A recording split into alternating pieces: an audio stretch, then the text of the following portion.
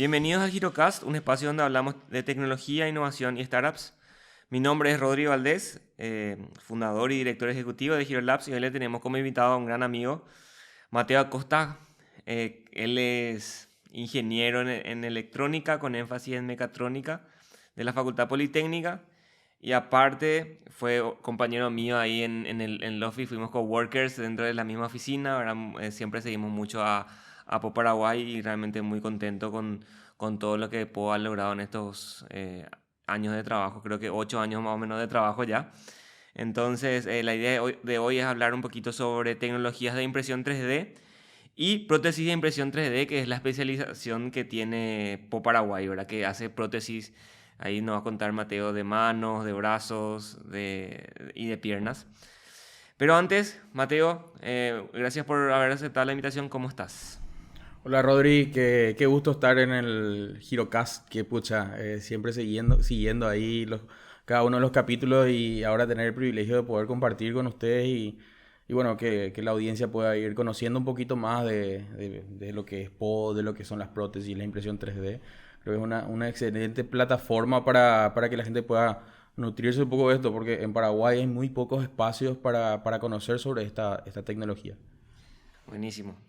Mateo, antes de comenzar, siempre queremos saber cómo llegó Mateo al mundo de las impresiones 3D.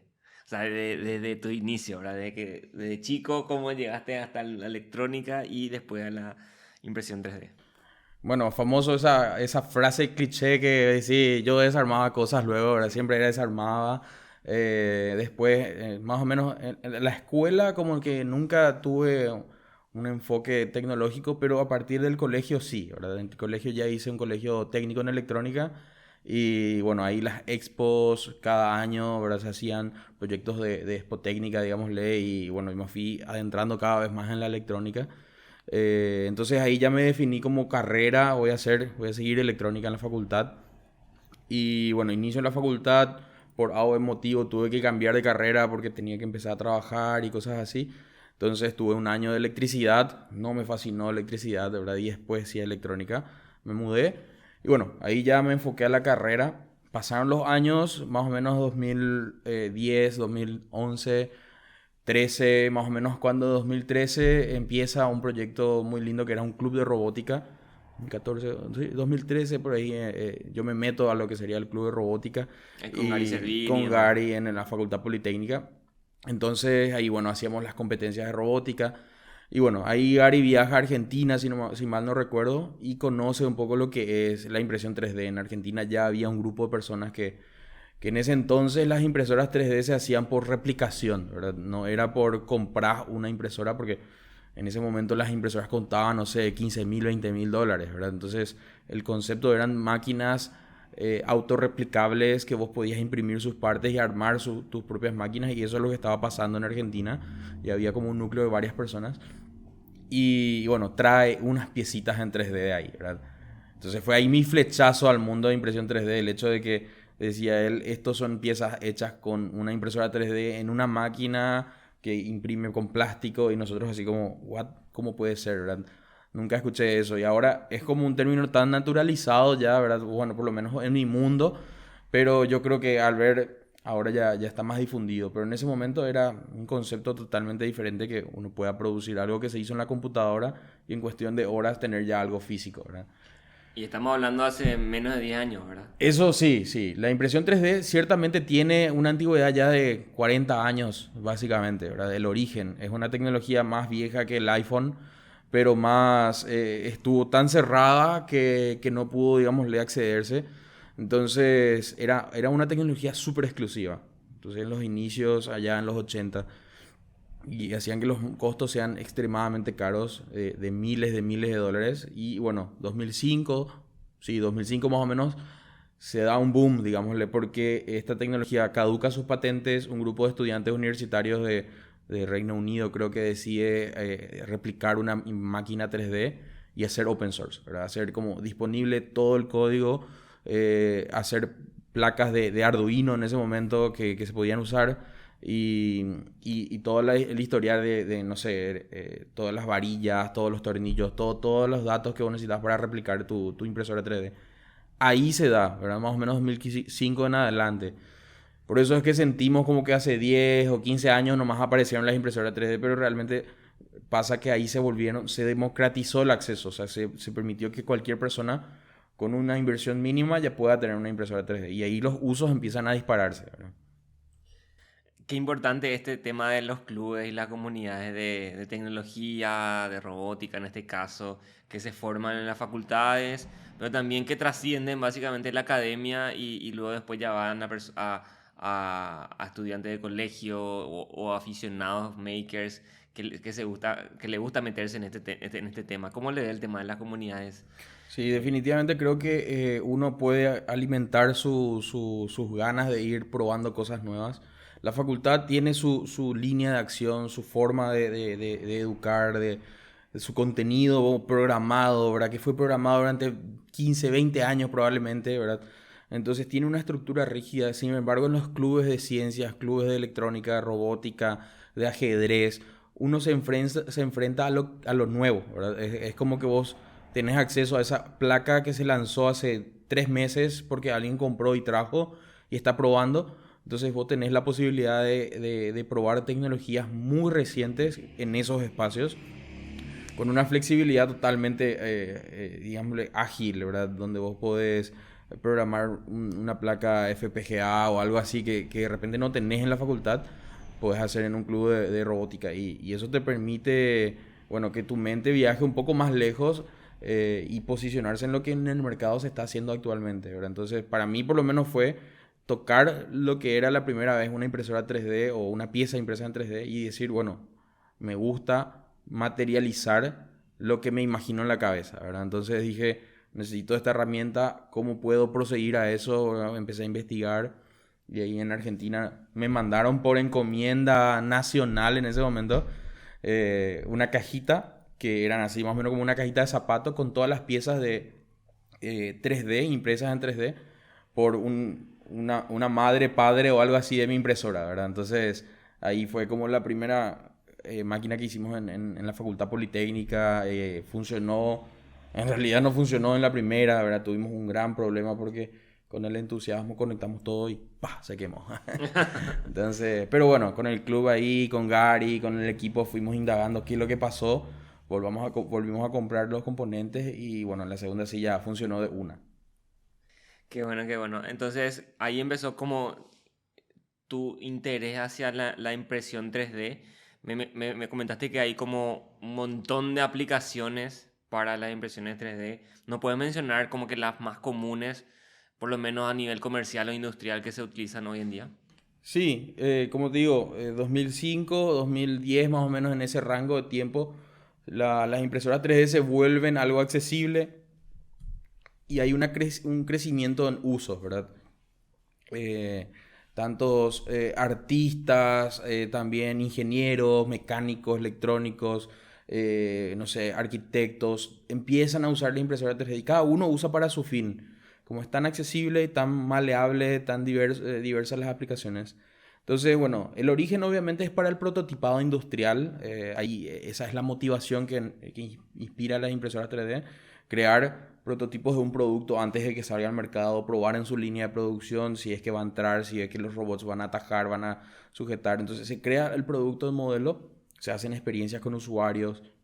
Entonces esa es una línea de producción.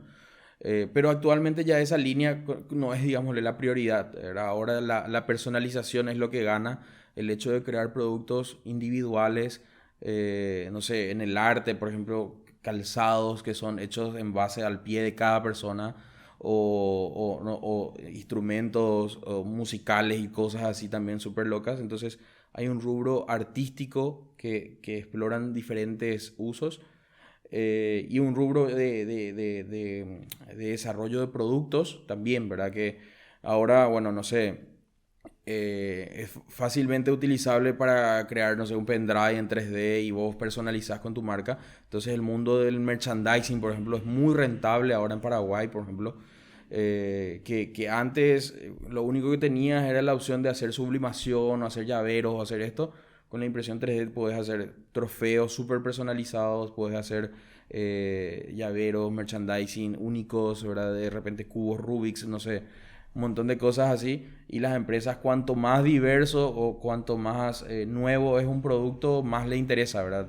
Las agencias publicitarias y cosas así. Entonces yo creo que hay como un gran nicho de productos para el sector de merchandising, ¿verdad? Que creo que falta explotar. Y bueno, son algunas ramas que yo veo así a grandes rasgos. Y bueno, obviamente en lo que respecta al lado médico, también, ¿verdad? Creo que es uno de los aspectos más impactados, la industria médica, o por lo menos yo estoy en ese rubro, entonces me siento más impactado, que son, bueno, el tema de utilizar una impresión 3D previa a una cirugía para analizar la posición de los huesos y poder, no sé, mejorar la técnica para llegar al cuerpo o a extraer un cuerpo. Entonces, normalmente los médicos tenían la posibilidad de ver eso en una radiografía, una tomografía, pero sentir en sus manos para ellos le da muchísima más información que solamente ver, ¿verdad? Ahí pueden tocar el tamaño, sentir el volumen, ¿verdad? Que para ellos es una información trascendental. O para una cirugía de reconstrucción de cráneo, de rostros, hasta ojos se están haciendo con impresión 3D. No funcionales, pero sí ultra realistas, ¿verdad? En base a la imagen del ojo o del lado izquierdo, se crea una impresión 3D del lado derecho y exactamente igual, ¿verdad? Entonces, eso ahorra muchísimo tiempo porque antes era un artista que pintaba ahí durante 5 meses un ojo. Ahora en cuestión de horas tenés una réplica exacta, ¿verdad? Entonces, creo que la medicina es un ambiente muy impactado con la impresión 3D. Y bueno, el rubro de las prótesis también creo que es algo muy incipiente todavía, pero ya está, digámosle que mucho más socializado, la gente ya está confiando en esas soluciones de prótesis impresas en 3D y es algo mundial, ¿verdad? Algo que no es solamente local. Antes que continuemos, ¿podemos explicar un poquito a la gente que no entiende cómo funciona una impresión 3D así en un minuto? ¿Qué es una impresión 3D? Porque de repente la gente no se imagina cómo es lo que funciona. Sí, bueno, el famoso que no, bueno, es clásico, esa pregunta es muy clásica realmente. Mucha gente o yo mismo ya asumo el funcionamiento, pero la impresión 3D básicamente no es una máquina, sino que es una técnica de fabricación. Se puede comparar una técnica de fabricación sustractiva, por ejemplo, que es un artista de madera que va tallando y va retirando material, va dejando, digámosle, o un torno que va comiendo material. Eso es sustractivo. La impresión 3D es aditivo. Entonces se agrega material, sea el material que sea y sea la técnica que sea. Eh, básicamente lo que vos agregás es con un cabezal que es controlado con control numérico, básicamente que se va moviendo diferentes coordenadas, va depositando ese material en diferentes puntos y básicamente es el principio de, no sé, una torta, digámosle, que uno va poniendo una capa de masa, luego encima una capa de relleno y luego encima otra capa de masa y una capa encima de la otra va generando un objeto con volumen. Entonces ese mismo principio es el que utiliza la impresión 3D para ir creando un producto, una capa encima de la otra, ¿verdad? Entonces eso te da una libertad geométrica que no puede replicar ninguna técnica de fabricación. Porque básicamente, imagínense, no sé, un bus, un colectivo con asientos, con un control, con un manubrio, no sé, con cosas internas, el motor.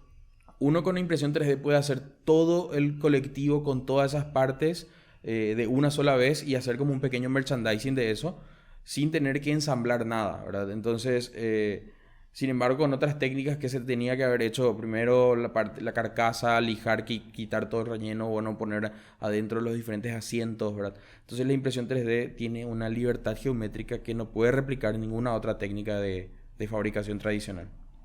Y ahora tengo una pregunta así, tipo ya de ciencia ficción, ¿verdad? Porque justo estoy viendo una serie que se llama The Good Doctor.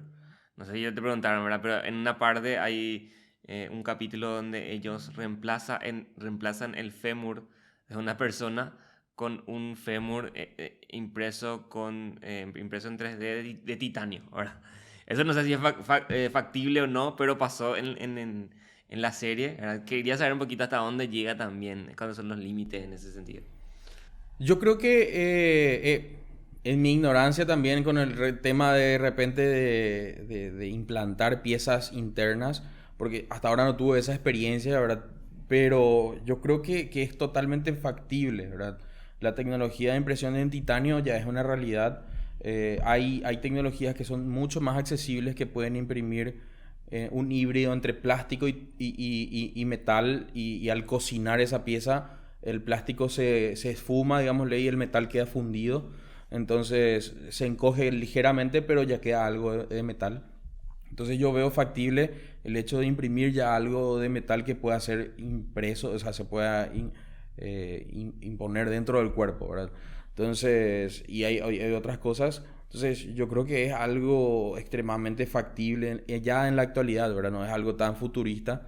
Es cuestión de tener las certificaciones, las aprobaciones. Eso sí, en el mundo de la medicina yo creo que esa es la barrera más grande porque vos no podés usar una materia prima que está fabricada para crear repuestos de motores, por más que sea un material ultra resistente y se pueda esterilizar y todas las funciones, pero no podés usar eso porque no tiene la finalidad de uso médico, ¿verdad? Que no fue testeado, no fue diseñado para eso. Entonces, desde tu materia prima necesitas de que esté orientado ya al uso médico para poder implementar, ¿verdad? Entonces, eso es una gran limitación para los países más desarrollados. En Paraguay, por suerte, tenemos muchísima agilidad legal para eso, no hay tantas restricciones, pero como te digo, la impresión 3D en la medicina creo que es uno de los medios que más va a impactar en la vida cotidiana, ¿verdad?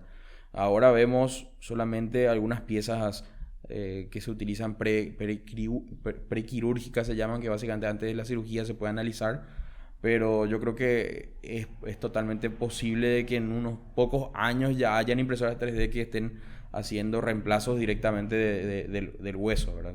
So, yo veo que es totalmente posible. Qué interesante. Y realmente las aplicaciones entonces no son limitadas, te voy a decir. Hablamos recién antes de cámara de que también se utilizaba las impresiones 3D para ir para andar al espacio y fabricar herramientas y cosas así. ¿Qué otras cosas ves que son así interesantes más allá de la medicina bueno, ahora después vamos a entrar en ese detalle? Sí, bueno, la posibilidad de fabricar tus piezas exactamente igual en cualquier parte del mundo o del universo, ¿verdad? Definitivamente te da un superpoder, ¿verdad? Porque ¿qué pasaba cuando vos necesitabas un reemplazo digámoslo que en un barco nada más, de una llave inglesa específica? Nada, el barco tiene que viajar hasta algún puerto, comprar la llave y utilizar o reparar, ¿verdad? O un aspa del motor o una hélice, digámosle, ¿verdad? Entonces, la impresión 3D podría estar dentro de un barco que está en el mundo, en el mar, y sin tener que tocar tierra, fabricar sus propios repuestos y autoabastecerse en ese sentido, ¿verdad? Y bueno, si nos vamos del mar al espacio, se aplica lo mismo, ¿verdad? La Estación Espacial Internacional ya hace unos pocos, o sea, hace unos años atrás ya imprimió una herramienta. En ese momento era solamente un prototipo como para validar de que se puede imprimir en el espacio, pero yo creo que es una tecnología que sí o sí ya va a estar instalada en la Estación Espacial Internacional en poco tiempo, ¿verdad? Porque poder fabricar sin tener que mandar un transbordador algo allá, ¿verdad?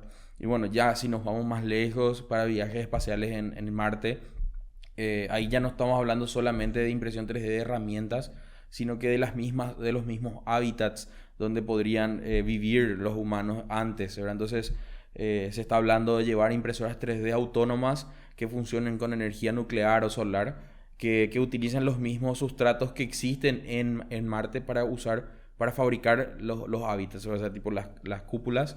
Y bueno, después cuando llega el humano ya le da las terminaciones, encapsula o hermetiza las cosas, ¿verdad? Pero ya las estructuras más grandes estarían ya fabricadas, ¿verdad? Entonces, eso creo que es un potencial enorme de la tecnología que vemos más a futuro todavía, ¿verdad? Qué grande. Y ahora hablando un poquito más ya de Po Paraguay, explícanos un poquito qué es lo que hacen en Po, ¿verdad? Y cómo utilizan la tecnología 3D dentro de Po. Bueno, básicamente Po es una ONG. El nombre Po viene de guaraní, significa mano en guaraní, ¿verdad? Mano o cinco también. Po nace hace unos 8 años atrás, 2014 prácticamente ya. Y con la filosofía de utilizar esta tecnología tan revolucionaria, tan potencial, digámosle, para disrumpir un poco la estructura tradicional de las prótesis, ¿verdad? Po nace en un contexto donde para tener una prótesis uno tenía que gastar $5,000 más o menos un brazo, ¿verdad? Entonces era un monto extremadamente alto. Nace en un contexto donde para tener una prótesis tenés que esperar 3 o 4 meses a que te envíen de Argentina, Brasil, Europa un pie protésico pediátrico, ¿verdad? O que vos tengas que viajar 2 o 3 veces al mes a ir a una consulta, a hacer un seguimiento. Entonces, vos ve todas esas barreras y trata de eliminar con la tecnología, creando prótesis con impresión 3D mucho más rápidas, mucho más accesibles, mucho más fáciles de producir, ¿verdad? En cuestión de horas estamos hablando en comparación a meses. Y bueno, rompiendo esas barreras de distancias, permitiendo de que las personas sin tener que salir de sus casas puedan hacer una preorden o puedan hacer una consulta remota, ¿verdad? Entonces, Po está tratando de crear un nuevo sistema de protetización bueno, la gente pueda ir explorando, ¿verdad? Que pueda cubrir esa necesidad, ¿verdad? Que se visualizó en ese momento que eran, no sé, una de cada 100 personas que eran amputadas podían tener una prótesis, ¿verdad? Era una estadística, no sé, de 1%.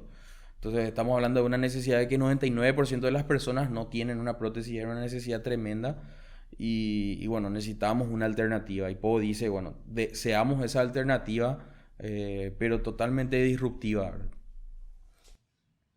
Entonces, ¿qué tipo de prótesis crea Po?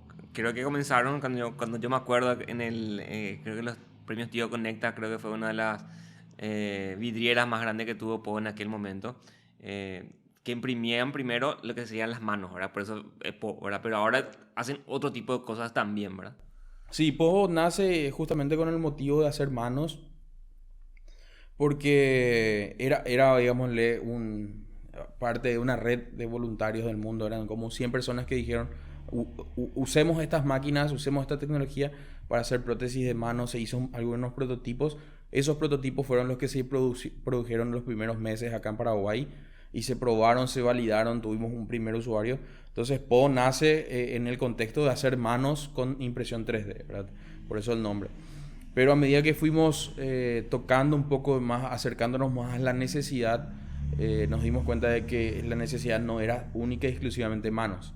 También eran antebrazos, también eran brazos completos, también eran pies y piernas, también eran accesorios. Entonces, Po Paraguay empezó a buscar recursos humanos, buscar recursos económicos para ir desarrollando innovación. Y bueno, nos enfocamos mucho más en la innovación más que en la producción netamente, ¿verdad? Entonces, casi prácticamente una innovación nueva al año estábamos hablando. En los primeros, al comienzo, estábamos pasando de hacer única y exclusivamente manos a hacer antebrazos con técnicas termoformables que permiten ahorrar muchísimo tiempo de producción y se pueden ajustar las prótesis a las personas de una manera más ágil. Después pasamos a hacer prótesis por encima del codo, que son un nivel de amputación que se llama transhumeral y básicamente necesitan un sistema de arnés y bueno, la prótesis ya tiene que tener un codo artificial. Entonces eso tiene que ser manipulable, ajustable en diferentes posiciones. También tendría que tener como una rotación de mano. Todo ese proceso de innovación fue más o menos unos 2 años de prueba y error, de investigación, hasta que logramos tener ese tipo de dispositivos. Y bueno, Ese ya tipo de dispositivos no existían en el mundo. no existían.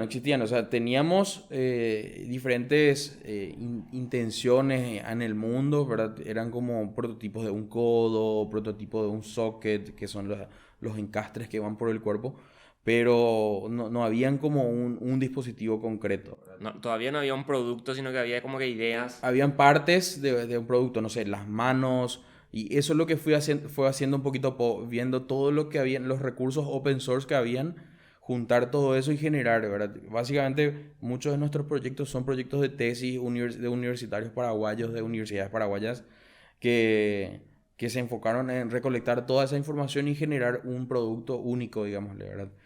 Y bueno, pasamos de miembro superior a miembro inferior. Y ahí nos dimos cuenta de que la cantidad de necesidad se cuadruplicaba fácilmente, ¿verdad? Entonces estamos hablando de que por cada solicitud de mano fácilmente habían 4 pedidos de pierna, ¿verdad? Entonces empezamos con ese rubro de piernas, fueron otra vez 2 años de experimentación, trabajando con los usuarios. Seleccionamos unos 10 usuarios de testeo, le llamamos nosotros, con los que fuimos trabajando poco a poco. Y bueno, y así más o menos en el 2018 lanzamos la primera prótesis por debajo de la rodilla, que ya era con un socket impreso en 3D y con un cobertor que tenía con impresión 3D. Más años después hicimos las partes metálicas, porque las prótesis tienen diferentes partes y las partes metálicas también ya son fabricadas acá en Paraguay. Eso disminuye la curva de espera, digámosle, porque cuando uno necesita las prótesis, el mayor costo es el tema de ir importando de los proveedores del mundo. Entonces, al lograr producir localmente, reducir drásticamente los costos. Y bueno, ya lo que quedó en estos 2 últimos años post pandemia ya era hacer la innovación del pie, ¿verdad? Ahora estamos trabajando en esa innovación porque de vuelta es otro, no sé, el pie necesitas lado derecho, calce 38, o un lado pediátrico para un bebé o un niño de 6 7 años. Y eso no hay en el mercado, ¿verdad? Los pediátricos no hay, los lados no hay, y hay que esperar, es como pedido sobre demanda. Sin embargo, PO tiene la capacidad de imprimir pies con impresión 3D a un ínfimo precio de insumo, ¿verdad? Solo lo que hay que pagar es como el costo de hacer la innovación. Entonces, PO fue centrándose cada vez más en miembro inferior. Ahora estamos trabajando arduamente en lo que serían las prótesis por encima de la rodilla. Y bueno, accesorios para las manos, accesorios para cubierto, para tocar la guitarra, para andar en bici, para usar hasta una peluquera que tenía la necesidad de usar un accesorio para utilizar el secador de pelo. Le pudimos crear, ¿verdad? Maquilladoras que tienen accesorios de maquillaje para ir poniendo diferentes insumos. Entonces ahí uno ya se va por las necesidades puntuales que tiene el usuario. Y bueno, esa es la magnífica posibilidad que tiene la impresión 3D, que uno no tiene que hacer una prótesis única exclusiva de un modelo, sino que a una persona le puede hacer un modelo y a la otra persona otro modelo completamente diferente con otras funciones, ¿verdad? Y ambas tienen prácticamente el mismo costo productivo, ¿verdad? A una le toma 6 7 horas imprimir y la otra, no sé, 6 7 o 10 horas imprimir, pero usan materiales similares, los costos son iguales, ¿verdad? Entonces, productivamente o en lo que respecta al insumo y las horas, no hay un costo exorbitante en cambiar de un modelo al otro. Sin embargo, en una producción en línea tenés toda una línea de producción que hace una botella de un formato, y cuando vos querés cambiar a una botella de medio litro a una botella de 2 litros, necesitas invertir, cambiar toda tu fábrica, ¿verdad? Para cambiar ese producto. Sin embargo, la impresión 3D es nada, mandás un archivo diferente y ya, ¿verdad? ¿Qué le podría decir a esa persona que ahora nos está escuchando y quiera iniciarse en el mundo de la impresión 3D? Quizás por hobby, quizás tiene algún proyecto. ¿Qué es lo que esa persona tendría que ir aprendiendo para introducirse al mundo de impresiones 3D? Sí, primero que nada decirle a esa persona que no importa lo que haya estudiado, ¿verdad? La información que hay ahora permite que cualquier persona con cualquier formación pueda capacitarse en impresión 3D, ¿verdad? Definitivamente tiene que aprender sobre los softwares de impresión 3D que permiten generar el código de las máquinas, pero también es recomendable que aprenda modelado 3D, ¿verdad? Son como la impresión 3D sin un poco de modelado 3D es como una mesa con 3 patas, ¿verdad? En vez de 4. Sí o sí necesitan, porque uno tiene que modificar los archivos, no es solamente descargar de internet, aunque hay muchas bibliotecas en línea. pero igual tiene que aprender modelado 3D. No importa el software, ¿verdad? Puede ser Fusion 360, pueden ser, no sé, Rhino o Rhinoceros o otro software que quieran aprender. Modelado 3D en internet y cualquier opción que tenga ya le va. Hay FreeCAD, por ejemplo, que es un software libre que puede aprender y ya tener esa herramienta, ¿verdad? Porque ahí es cuando la impresión 3D cobra vida y permite hacer cosas más importantes. Después, en lo que respecta a la parte técnica, están los software que generan los códigos. Y el más común es un software que se llama Cura, que permite dividir esa pieza que estábamos hablando de que se hace como un pastel por capas. Bueno, genera todo el código para que la máquina pueda interpretar. Y de vuelta, hay un montón de videos sobre aprender Cura para impresión 3D. Y bueno, después ya sería un poco de investigar un poco qué es el rubro que quiere entrar, ¿verdad? Si es un odontólogo, si es un artista plástico, si es un creativo, capaz ya sepa modelar en 3D, capaz ya hace modelado de personajes. Entonces, o es un ingeniero en una industria. Entonces, tiene que identificar cuál va a ser su uso, ¿verdad? Y ahí investigar máquinas que estén enfocadas a esos usos. Porque la impresión 3D no es solamente una máquina que funciona con un filamento de hilo, que se llaman impresoras FDM, sino que hay un abanico de posibilidades y por suerte ahora en Paraguay ya hay varios proveedores que pueden proveer, digamos, los insumos, pero se tienen que encontrar cuál es el nicho o cuál es el uso que se quiere dar, ¿verdad? Entonces yo le invito a esa persona a que investigue un montón de opciones, que no se quede con la que investigó al comienzo nada más, sino y lo primero que nada, que identifique qué quiere hacer, ¿verdad? Porque a partir de qué quiere hacer puede pedirle a la empresa o al vendedor y decirle, mira, yo quiero hacer personajes de miniatura, no sé, o quiero hacer, no sé, para mi proyectos de facultad, yo soy arquitecto, entonces al ser arquitecto necesitan un volumen grande, pero no necesitan una altísima resolución, ¿verdad? Porque van a hacer proyectos de arquitectura y tienen poder cubrir con algo, ¿verdad? Entonces, según la necesidad que tenga, va a poder encontrar algo, ¿verdad? Si es un odontólogo, pueden hacer con resina, por ejemplo, los dientes y cosas así. Entonces, esas son algunas recomendaciones. Buenísimo. Si es que le querrías recomendar un libro o un video o una película a una persona relacionada a este tema, ¿qué le recomendarías? Híjole, esa pregunta estuvo un libro o O una serie, o un video, o un canal de Sí, YouTube, algún lugar donde hay uno una pueda... serie que inspiró un poquito el origen de la impresión 3D y motiva un poco el origen. Ahora mismo no me acuerdo el nombre, pero es como el origen de la impresión 3D en Netflix ponen, ¿verdad? Y yo creo que le va a tirar ahí. Hablan un poco de cómo fue esas primeras máquinas y cuál fue el espíritu. Y bueno, ahí muestra una línea de todos estos productos. Y bueno, después cursos de impresión 3D hay, no sé, en doméstica y cosas así que son súper prácticos, son súper accesibles y yo les recomiendo. Yo ya al comienzo del mundo tomé algunos de ellos y realmente son sumamente cómodos de entender y bueno, después, si quieren de repente fabricar sus cosas, sus ideas, tengan en cuenta que Po Paraguay no solamente hace prótesis, ¿verdad? Entonces, si hay alguien de repente que quiere conocer la tecnología y quiere probar algo y encontró algo en internet y quiere hacer, también antes de comprarse su máquina les invito a probar la tecnología, ¿verdad?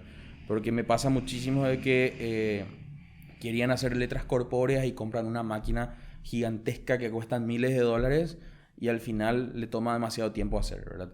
O demasiado costo. Entonces, que prueben la tecnología. Ahora en Po Paraguay pueden acercarse, pedir impresión 3D sobre demanda y sin problema se puede presupuestar a un costo bajísimo. Entonces, con un 100.000 guaraníes ya van a tener su llavero en 3D personalizado y ellos ya van a poder validar si su modelo de negocios les sirve o no les sirve antes de hacer la inversión, ¿verdad? Entonces eso también es una recomendación. De verdad, muchísimas gracias por haber participado en este capítulo de Girocast, Mateo. Antes de terminar, le quiero invitar a todos a que puedan seguir escuchándonos e inscribirse a nuestros canales que estamos en Google y Apple Podcast, también estamos en Spotify y los videos quedan grabados en YouTube, ¿verdad? Para que nos puedan ver también, ¿verdad? Antes que nada, te quería dar las gracias por haber aceptado la invitación y ojalá podamos tenerte también escuchando seguramente otros proyectos de vos. Gracias, Rodri. Realmente, como digo, hace mucho tiempo ya no estábamos teniendo, o sea, ya no tenía esta oportunidad de contar sobre la tecnología. Te agradezco muchísimo porque ciertamente la impresión 3D tiene un gran potencial y necesita de difusión, necesita de gente que pueda apoyar. Y independientemente de lo que sería POS, ¿verdad? Yo creo que el mercado de impresión 3D está cada vez más creciendo y estos espacios son los que permiten difundir eso. Muchísimas gracias, Mateo. Nos vemos.